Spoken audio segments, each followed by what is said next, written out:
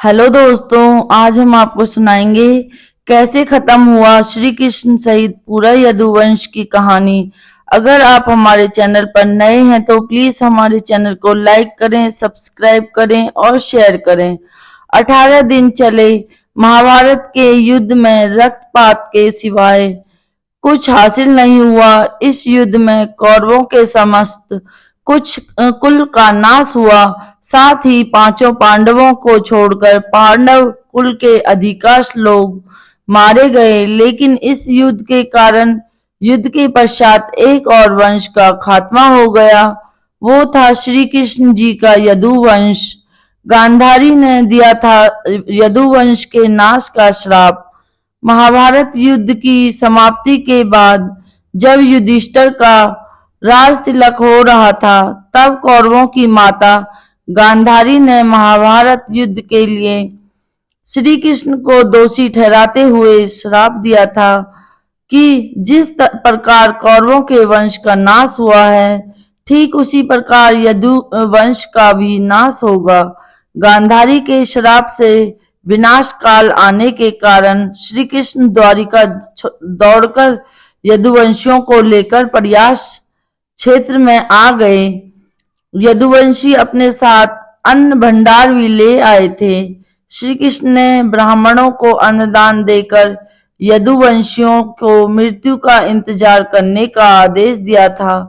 कुछ दिनों बाद महाभारत युद्ध की चर्चा करते हुए सात्यकी और कृतवर्मा में विवाद हो गया। सात्यकी ने गुस्से में आकर कृतवर्मा का सिर काट दिया। इससे उनमें आपसी युद्ध भड़क उठा और वे समूहों में विभाजित होकर एक दूसरे का संहार करने लगे। इस लड़ाई में श्री कृष्ण के पुत्र प्रद्युम्न और मित्र सात्यकी समेत सभी यदुवंशी मारे गए थे। केवल बारबू और दारुक ही बचे थे। यदुवंश के नाश के बाद श्री कृष्ण के ज्येष्ठ भाई बलराम समुद्र तट पर बैठ गए और एक गृहचित होकर परमात्मा में लीन हो गए। इस प्रकार शेष नाग के अवतार बलराम जी ने देह त्यागी और स्वयं धाम लौट गए। बहेलिये का तीर लगने से हुई श्री कृष्ण की मृत्यु।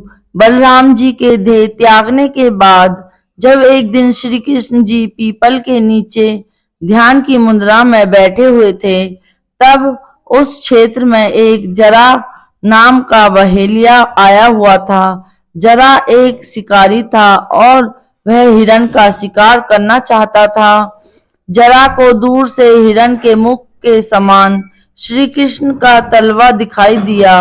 बहेलिये ने बिना कोई विचार किए वहीं से एक तीर छोड़ दिया, जो कि श्री कृष्ण के तलवे में जाकर लगा।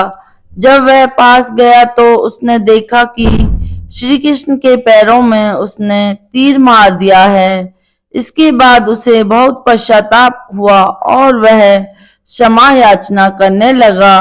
तब श्री कृष्ण ने बहेलिये से कहा कि जरा तू डर मत, तूने मेरे मन का काम किया है। अब तू मेरी आज्ञा से स्वर्ग लोग प्राप्त करेगा। बहेलिये के जाने के बाद वहां श्री कृष्ण का सारथी दारुक पहुंच गया।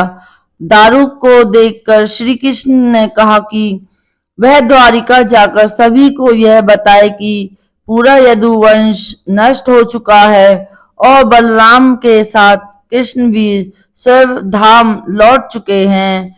अतः सभी लोग द्वारका छोड़ दो, क्योंकि यह नगरी अब जलमग्न होने वाली है। मेरी माता पिता और सभी प्रियजन इंद्रप्रस्थ को चले जाएं। यह संदेश देकर दारुक वहां से चला गया। इसके बाद उस क्षेत्र में सभी देवता और स्वर्ग की अप्सराएं, यक्ष, किन्नर, गंधर्व आदि आए और उन्होंने श्री कृष्ण की आराधना की। आराधना के बाद श्री कृष्ण ने अपने नेत्र बंद कर लिए और वे